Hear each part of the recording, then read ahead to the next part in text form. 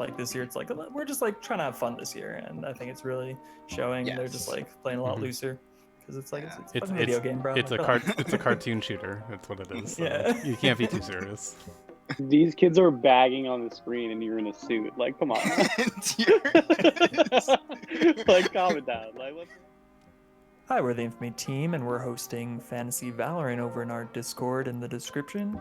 Gonna be having a tournament up for the Iceland Big Brouhaha coming up later this month, so go sign up and make your fantasy team. But today we're going to talk about the Overwatch League's first tournament of the year, the May Melee, and after I've been living in misery for 3 years straight as a Fuel fan. They pulled me in with like XQC, and they're like, oh, we're the best team ever, and then disaster after disaster after disaster every year, just bottom of the barrel. But finally they were like, okay guys, you want to win, we'll get all the best Koreans, we're done fucking around. We're gonna just snake the Paris Eternals whole team basically and give you a winning team. And they finally did it. The cycle of misery is broken, and done it by Fearless, beating his old team, Shanghai Dragons, to win. Now he's won both of the May Melees last year and this year. So what did you guys think of the Fuel's performance and the tournament in general? Fuel was the only one worth watching, man. It was amazing to watch a team try to do it without a hit scan and pull it off against like the best teams in the league. Love it. And like it was always fun to... Yeah, but does that count? Is that really a hit scan comparatively? Like when you're trying to beat out a Pharaoh or an Echo? Much. No, I mean, they had some huge plays with those legs. The kids were screaming in the finals. They were screaming leg dip in the fucking chat. I was more impressed with like the strats they use, like the May Symmetra, as cheesy as it is. Like I've never seen something so oppressive. I saw That's so gross. It is gross. It hurts to say it, but like, bro, they couldn't even leave the spawn, man. Like, effective, cheesy but effective. Cheesy but effective. Very effective. Yeah, no, it was nice. It was nice to see not the same comp being played by every fucking team, because like that's the whole reason why I never watched Overwatch in the first place. It was literally just who's gonna fuck up this time. Like it's just the same comp over and over and over again. And it was fun to see, like, because they don't have that hit scan slot filled in every single time, they had to get creative. It was just fun to see what kind of solutions they came up. Especially like the finals were so fun to watch. Like who plays Rhine Sigma? Like, what is that? Yeah, I do a double take on that. Like, that's never the combo you're doing. No diva. What? How? Yeah. How do you live?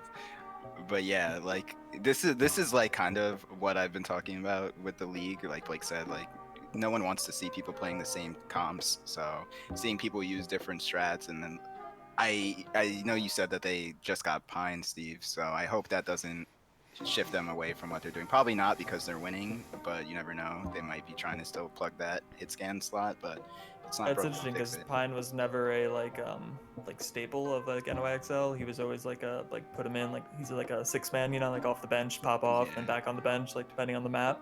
So I think if they wanted to stick with the Sparkle Doha lineup, that would work really well, because you know, you just bring them in for maps where it's like, okay, we need a hit scan, and you saw them running into that, and like Anubis, they got destroyed. It's like, well, we just like aren't gonna be able to do this because we're getting out comp, because we're playing a game with less pieces than they are. So having that option will be good, and I think it also gives him less pressure to be like, because that was kind of why he retired. Okay. Was that a bird or a person? That's a person. Oh man.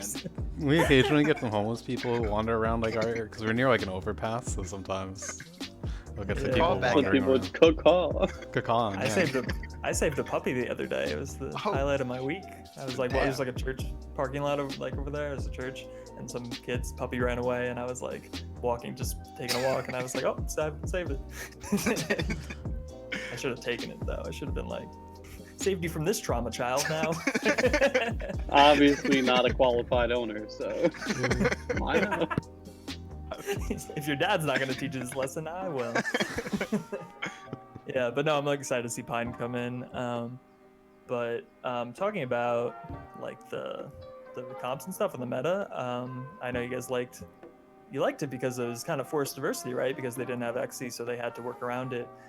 They're bringing back hero pools for this next tournament stage. So the four games each, and then the tournament patch, they're going to randomly ban 2 damage heroes, 1 tank, and 1 support based on if they had like a certain like 80% play rate or something. I'm not sure how they're picking it. I kind of hope they like pick it instead of making it random, because like you know what we don't want to see. Like we don't want to see. We don't want to see the Like, cat picking it again. We don't, because then came through. The cat. It was always random, but the cat was the only one that like gave the people what they wanted.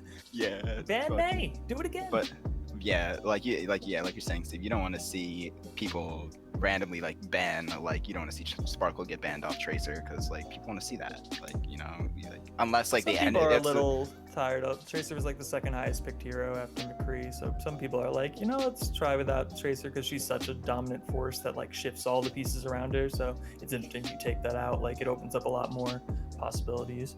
Yeah, but then is it like, then you go into like, is it really a win? But like I guess League does it with the ban system. Sparkle's nice with Tracer, so let's just take him off that. Like, yeah, but you can't compare it to League. It's so different. There's like, yeah, there's so many characters in League that do essentially the same thing, just slightly variants. I know, but that's what I'm saying. But like it's not like, the same for Overwatch at all. Yeah, but that's what I'm saying. It's more impactful in Overwatch when you like take out like, because people get like Pine is signed to be a hit scan. You take out McCree, now that he's effectively useless. That's like a thing. Well, then you just hope you get a Widowmaker map. Yeah, but like, who wants to like? Oh man, I'm praying. Yeah. I mean that easily could have happened, changed the whole series if they went to more like long-ranged, like long sight-lined maps. Maybe Shanghai. Yeah, well, it was loser pick maps, so they got to choose their best maps, and they won most of them. But Dallas took 1 off them, so it was like, okay, and they got the first pick for being the winner seed. So it was like they got to choose the last map, which was huge. Or they would have. It did win like 4-2, so they were in a good position regardless. But yeah, like, what do you guys do? Because it's a good way. I'm kind of pro hero pools, like because it's a good way to keep things from being stale. There's also balance patches to like Baptiste and a few other people coming in. So, but then it's like is everyone just gonna run the same thing that's best in whatever's available, and then that could easily stifle your creativity again. It's like, all right, we're all forced to play this. Because X, Y, and Z are unavailable, so everyone's gonna end up playing the same comp, maybe with like 1 hero difference. I think there's a few key thing, like if like a D.Va gets banned or something like that, like then that opens up like, okay, this is like definitely the best. But I do think the idea is that like for the first 2 weeks, people are gonna be like experimenting, then it starts to like solidify in the 3rd week, and then in the finals you have like okay, who's mastered this meta? And then it all goes away in the next stage because hero pools are gone for that one. But that was like the big praise for this comp. People don't want the hero pools because the meta has been so diverse. But they kind of expect that it will go back to like, give another week or 2 and they'll find the best comp, and then you'll have that still meta. Yeah, that's always gonna happen. But I'm more for hero bans if it's selected by the teams as opposed to just like going off of an 80% pick rate, because then that's just like, it's like everyone playing with one hand but tied behind their back, because like it's going to be a character that is obviously good and people are playing it for a reason. Yeah, and it makes luck a much bigger factor, because like if Tracer gets banned, that's huge for Boston, who just lost soon. It's like, okay, we don't have to force this Tracer anymore, but it could be detrimental to another team. I'm more for it on like the team level, where it's like, who you're going up against and you ban that way. Yeah, I've always liked the idea of like giving, because the idea is like they were doing weak hero pools and they really hated it. The teams really hated it because it's like so much you have to practice and it's a lot of guesswork. And if you spend your time wrong, like guessing wrong, you're screwed come match day. But maybe like 2 weeks in advance, like team, like the opposite team lets you know ahead of time who you're banning. As well as like a protect system, so people don't just like ban your best boy. Yeah, but most people were excited for Dallas to win. A lot of Dallas haters as usual. A lot of Houston fans out there, kind of calling them sellouts, I guess, for like going full Korean and just like kind of buying the best team possible. It's like, yeah, of course you won. You bought all the best Koreans.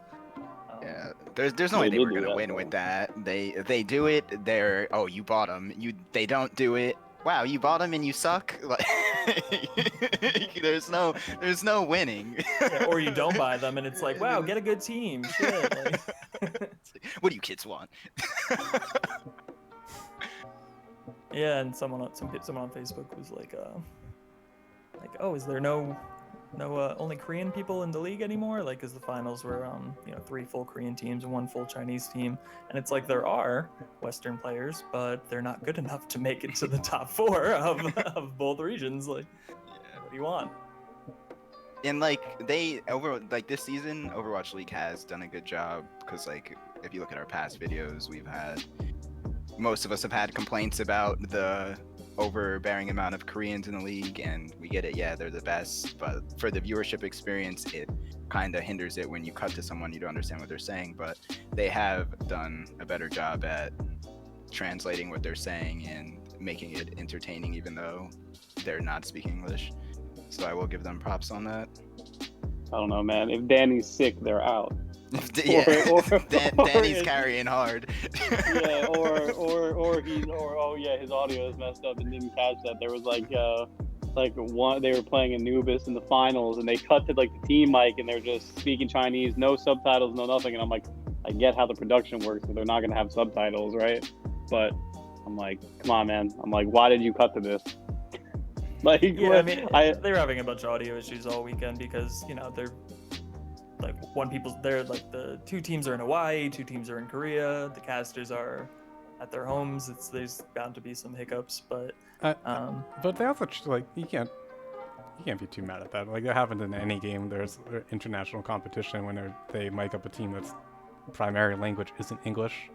Happens in like every major. I'm just esport. talking about it from. I've actually never seen them do the like translate on live. Like that's like pretty cool that they've been doing it with Danny. Like he'll just come in and join the casters and be like, okay, here's what you just heard, and like try to translate some jokes or whatever was going on.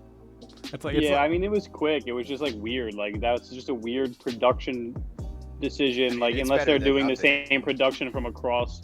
I mean, they're not just picking random moments. They're picking like moments where even if you don't understand what they're saying, you can like get the gist of what the thought process is like, or you can tell like when they're just super excited because they want a major fight. It's like it was just weird.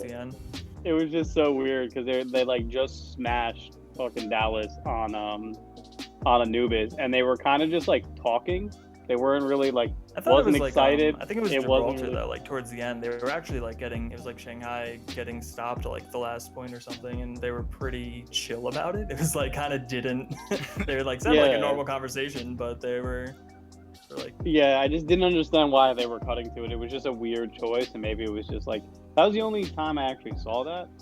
So I was like, yeah, they've done it a few times. They didn't do it too much this weekend, but yeah, it was just weird and janky. Like other than that, though, like the production is like way better. They were doing way more like third person POV with like the camera, especially like when I was watching the finals when they were playing on King's Row, because like they were all like they kept getting pushed back. Shanghai kept getting pushed back to their spawn, so they had like some nice camera angles coming out of the spawn into like the choke there, and it was like, all right, this is way better, because it was like sometimes like it's hard to get a perspective on what's going on because like I don't even play Overwatch anymore for reasons.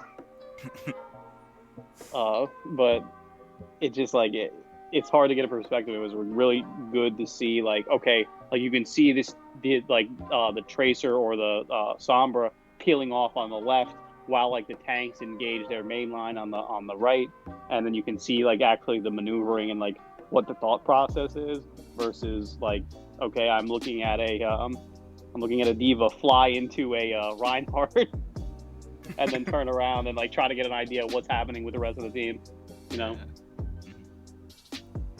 I think production's been actually really good this year. And also shout out to the wardrobe. I love whatever they make like Brennan Sideshow wear. It's always fucking absurd. What are you Bren talking about? looking like That an Easter Hawaiian basket. shirt? You talking about that Hawaiian shirt that guy was wearing? Oh my Oh, god! Uber, Like, Uber always wears like the flashiest, like blinding oh my colored thing. dude, it was like bright yellow and like neon blue, like fucking Hawaiian shirt. I was like, what the fuck is Yeah. this man wearing? And then his And then the partner other guy Strikes looked always wears a hoodie. He was like Yeah, talking dude, like- about it. He was like, "Oh, you wore a cardigan this time, really stepping it up." A hoodie without a hood. Yeah, this dude, the other dude looked like he came from the gym. He had like a windbreaker on and like a white t-shirt. Fuck. Way to dress up for your job today, my boy. Jeez. Yeah, but talking about the production, I liked the before the matches began for the tournament. Before the tournament began the weekend, they had like kind of a mini all-star event where they did 3 1v1s, and I like how they kept the mics on. I guess they like let the players talk to each other. So and had Danny translating during it, and yeah, just like there's a lot of times the all-star events, it's like they're obviously not taking it super seriously, even though there was 10 grand down the line for every match here. But Not taking it seriously. Not it's taking like, yeah, but it's like you're not in on the joke if it's like you're just watching them fuck around, you're just like guessing. So it's like the Zen alarm Jonak Zen 1v1. It was like Jonak's like, all right, I'm gonna have to play cheesy now, and he like the point unlocks and he goes towards it, and Alarm's like, wait, where's the point, Jonak? Where's the point?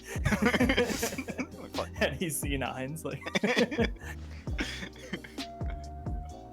Yeah, sort of stuff like that. It'll be fun when they can maybe get some English-speaking people and get a little more saucier. But again, like one of Blake's earlier complaints, they pre-recorded one of the matches, I think between Sideshow and Yaki, so helps you like go crazy, because if something messy comes out, we can just get rid of it and we can edit that in post. But even if they have, like, that's another problem Overwatch League has, is like there's no like villains, there's no spice. Oh, to there have is really, a villain.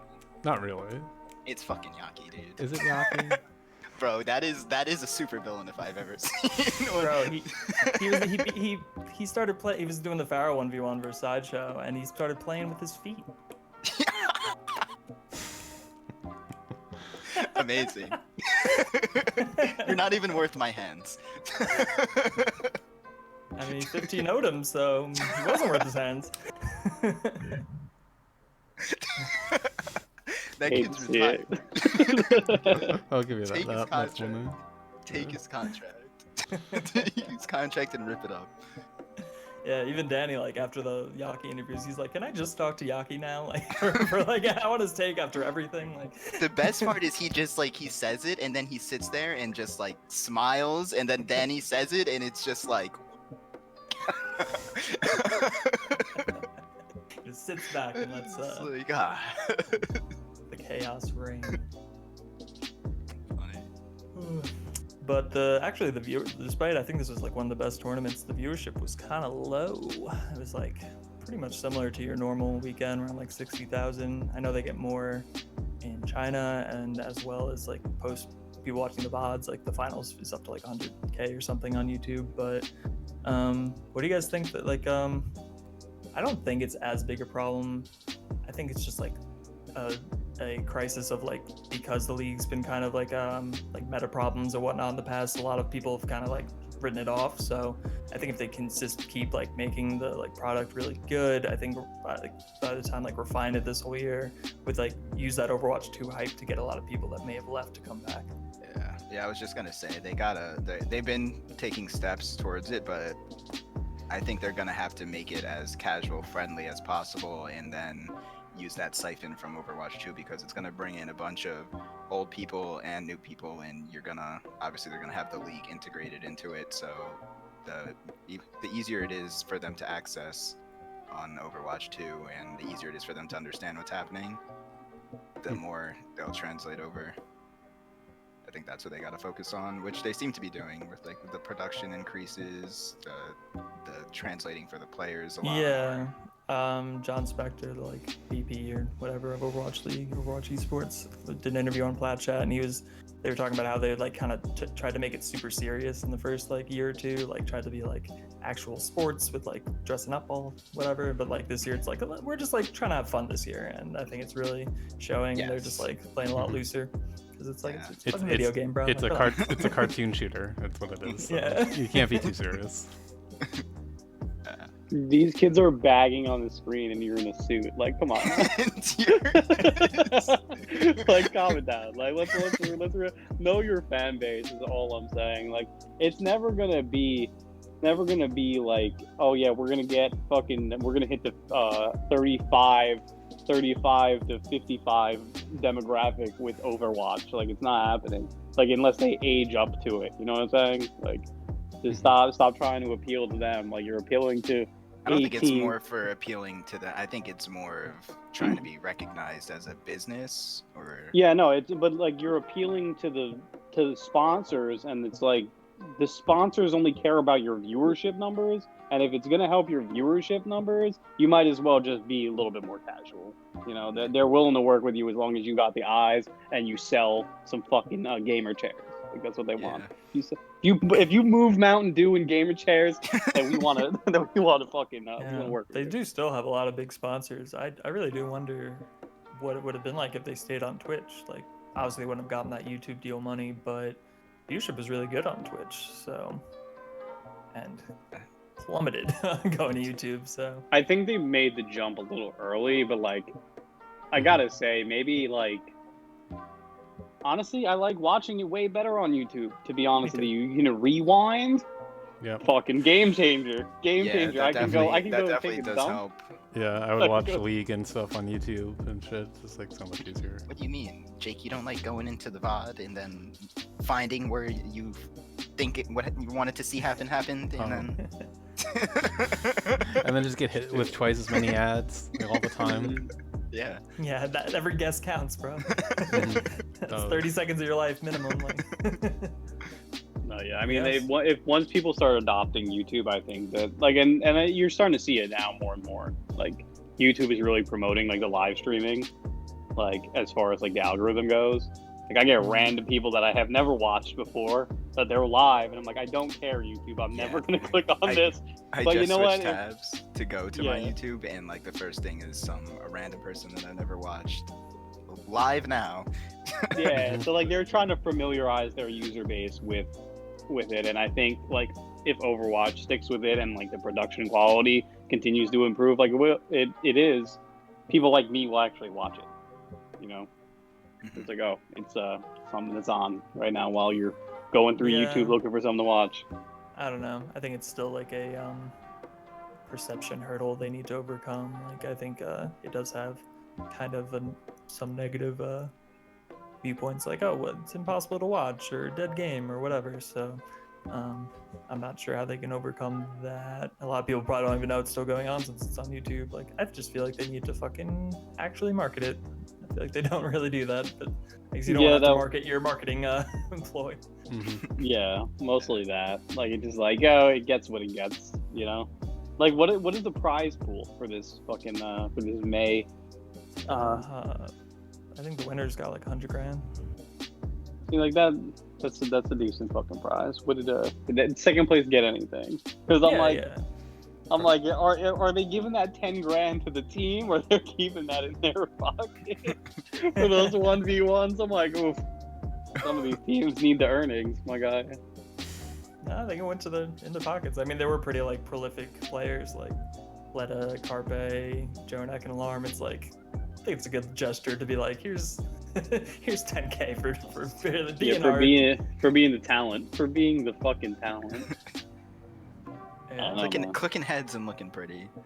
Yo, these head clickers though, they lost to my boys. That's what I was so happy about. I was like, I was rooting for Dallas as soon as I'm like, oh, they don't have a hit scan. These head clickers, get them out of here. And I just love the fearless, like, since they don't have the star DPS, like if they had XE, they'd probably be putting a lot of resources into him. But instead, it's like, all right, Doha and Sparkle, do what you can on like Tracer, May, and Zombro. But while we pop off, Fearless pops off and like is the actual carry. Yeah, it's definitely a lot better because like we're like, oh, they don't have a hit scan, but it actually, I feel like it forces them to have to play more as a team to overcome that hurdle, and it just makes them that much better because you like. That's how they won. They had the best teamwork for sure. Yeah, like, well, we're down bad, so. Shanghai looked really good. I was impressed with their bounce back because they were looking rough all stage, but both of those games were really good. And a lot of maps were pretty close, even though Dallas kind of took it pretty handily in both, but on the map, on the final score. But all right, let's see if you guys remember any other team. Who's coming for it next tournament? Next tournament, I'm supporting the fucking Washington Justice. I jumped ship from the Defiant last week. All our Toronto fans are gonna be so mad at you. Red, blue, and white is better than red and black. Sorry, boys. My boy said America. Yeah, my boy said America. Check it. Check it, America. 51st state. Let's get it. Yeah, no, I mean, I feel like I'm realistically, I'm only ever gonna watch the Dallas games. Like, I want to see what they do with Pine, like how they use him. But it might probably gonna take a while to get him in, honestly. Like maybe by the end of the third week or something. But so they're still gonna be fucking around as usual. Yeah, exactly. That's why I'm like, I gotta get my games in while I can. So no hit scan debauchery. But hit scan. I don't know. Widow, McCree, Ash. Yeah, I don't want to watch the POV of these kids hiding in the back. But that's what Pine's gonna be doing. I know. That's why I hope they never touch my boy. Unless he's the frontline McCree, the third tank. Bro, he's the flanking Widow, bro. Yeah, season 1 when people were just standing still in the open. It's a completely. That's why he also retired. They were standing still because it was their back line. Like... No, just like if you saw where they're positioning, it's just such a different game. So it's like, will he still find value? That's definitely a storyline. I want to see this motherfucker hook in as Widowmaker and headshot a kid while he's flying forward and then fly back. I want to see something fucking crazy. But I'll send you the clip. I was like, put it in the box. Put it in the video. I'll watch it in the video. Also gonna be watching Florida Mayhem just for Yaki as well, just because it's the real boys. Yeah, let's see the real boys. Yeah, I kind of want to watch Outlaws too. I want to see if they dig themselves out of the dirt, because they were looking good at the beginning and then they just kind of fell off. Yeah, I think Shock is gonna be interesting to watch because they're probably gonna come out mad, bro. Like they got 3-0'd stomped out of the tournament, so I think they sometimes do start kind of slow, and I think they have a lot of new pieces, so that could be part of it. It's a little weird that they're not playing their hit scan player in Glister. Like, why are they playing Violet on McCree? Like, I don't know. Maybe because he doesn't have as good a synergy with the new FD god. Maybe they think Twilight and him are better, or Twilight's the better Ana. But I think because the Krusty is such a god coach, they should be able to pull it together with enough time, and I think this break will do wonders for them. And I forgot Gladiators, I forgot FD God was on their team. That guy is the realist. He's so fun to watch play Lucio. What the fuck is it? Yeah. Oh my god, what is his name? Something with an S. Worst Lucio to watch. Moth? Yeah, Moth. Something with an S, Moth. Yeah. So close. Right on. Small. Right. Obviously, the silent S. The silent The S. silent S. Because he's a silent player. He's in the back. You didn't even see him. Mm-hmm. Kyra's just signed a new main support that's like the second French god or something, like the second best European Lucio after FD god, so he might be someone to watch. Is there worlds of Overwatch, dude, like other than Paris and like London? Like London. the Asians, or is there like an EU? Just London. Or There's like- contenders. Like there's contender divisions, but it's just London and Paris as the EU teams, and the 4 Chinese teams, 1 Korean. Yeah, Rest of America. There are, but not really. But, yeah, the rest of America. Hey, look, this is a multicultural country, Darren. They could be Americans. No idea. Fair. This The is Dallas melting the pot, melting okay? pot of the world. Dallas. Okay, they just happen to all be Asian. Whoa. Any faith in your Boston boys this tournament, Jake? Maybe I think they'll, get some synergy and chemistry going to at least make it, but they won't go far. Like, I think they'll at least make an appearance. That's what I'm Probably holding out. make it to like knockouts, but then not make it to the actual tournament. Or It's like the ceiling, you'd say. Yeah, like baby steps. So as long as I think like, they're gonna benefit from meta shift the most. So we'll see. they're a My team boy to doesn't watch. want to get his hopes up. I mean, That's I haven't had any hope since what is it, stage 3, year 1. So talking about 3 years of pain. Jake's Dude, still that going was through just it. got out. Maybe Jake's Boston. still going Maybe. through. But no, I'll probably like a team who has a chance. Most likely, will probably be I'll be rooting for Florida. So They're good. no. I think Philly is another one to watch over in APAC because they were like pretty much the number 1 team, but then they lost by like this much to Shanghai. So I think they'll be coming out swinging. They just signed Toby and Hoppa as permanent members. So hopefully maybe they'll even get their EU players in through visa issues. So they'll be a team to watch. They were powerhouse last year. All right, so that's it for us. Sign up for our Fantasy Valorant tournament in our Discord. Link in the description. Go win some money. See if you can pick Blake's pocket this week. Never gonna happen. Y'all are scrubs. Better watch it. Y'all are scrubs. Yeah, give me your fucking money. I'm running your pockets. It's Blake's Prove me world. wrong. We're just making deposits. Yeah, exactly. I'm running your pockets. Yep, let's sign up in the Discord if you're any Valorant fans out there, and we will see you next time.